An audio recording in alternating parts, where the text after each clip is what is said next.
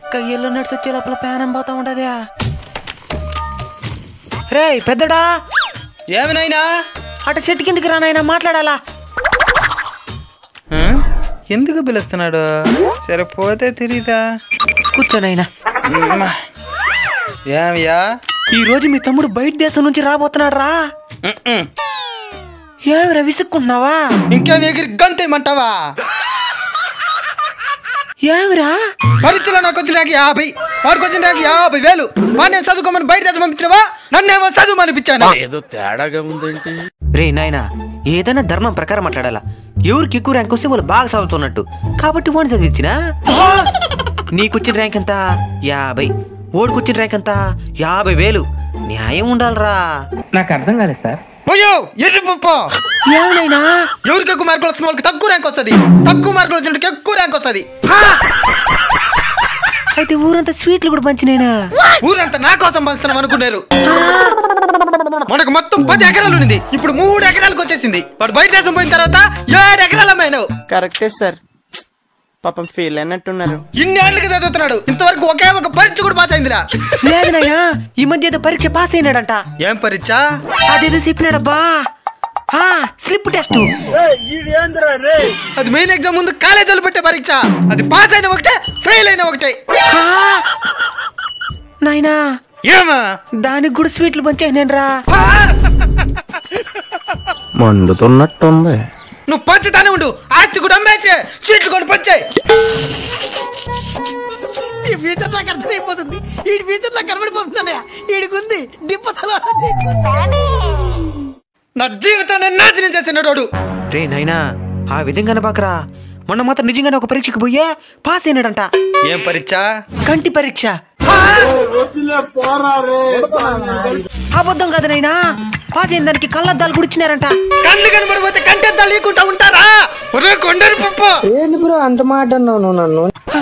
హే dad, నా చిన్న కొడుకు. వాట్ డిడ్ దిస్ ఎండ నాయనా? ఏంటి బాబా అన్న, ఇంకోసారి అన్న. వాట్ డిడ్ దిస్ ఎండ నాయనా? ఇంగ్లీషు చూసినేవా? ఇంగ్లీషా నాయనా? ఎండలు ఉండబోక కమిలిపోతావు. రా రా నీళ్ళ కూర్చో. కమలాసన కదా, కమిలిపోయేదానిక కర్రు బొగ్గు. నైనా నైనా పెట్టి వెను కూర్చో నైనా. అన్నా హౌ ఆర్ యూ?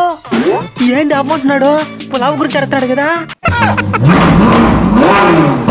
అన్నా హౌ ఆర్ యూ? పైన పైన కాదు కింద. No English man.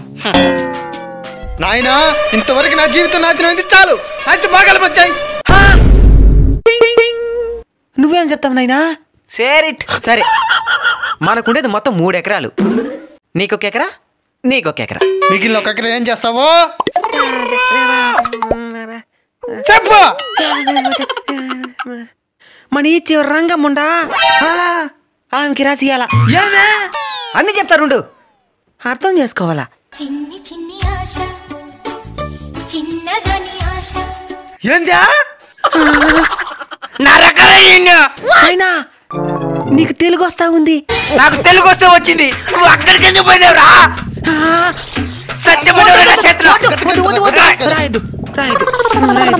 రాయద్దు అట్రా దారికి.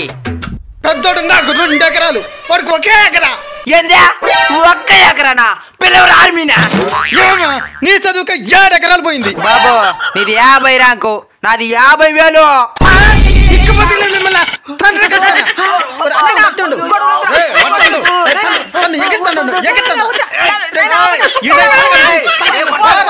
ఎంతకి తెగించారా?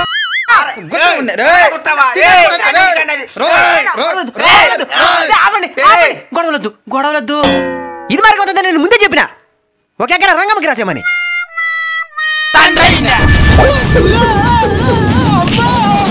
రాంగ్ టైంలో ఎంటర్ అయినట్టున్నా. నెత్తి నేలకేసుకొని చంపేద్దును. నైనా చాలా పండి. రే పెద్దోడా, నువ్వు 1 ఎకర ఎత్తుకో. రే నువ్వు 1 ఎకర ఎత్తుకో. మిగిలిన రాకరా ఏం చేస్తావు? అదే మన 4 5 టిక్కమ్ముండా. ఊరికే చెప్పినా ఊరికే చెప్పేదా? కమిట్ అయిపోయిన తర్వాత ఇంకా సావే నాయనా.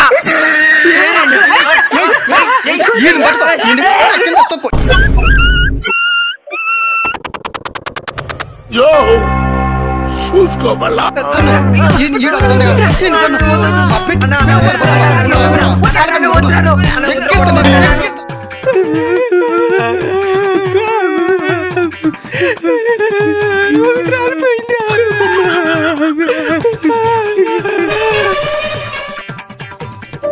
నైనా మనిషి జన్మెత్తి ధర్మంగా బతకాల నేనేదో పని చేసినానో అనుభవించేసినాను, నువ్వు తప్పు చేసినావో అనుభవించేసినావు.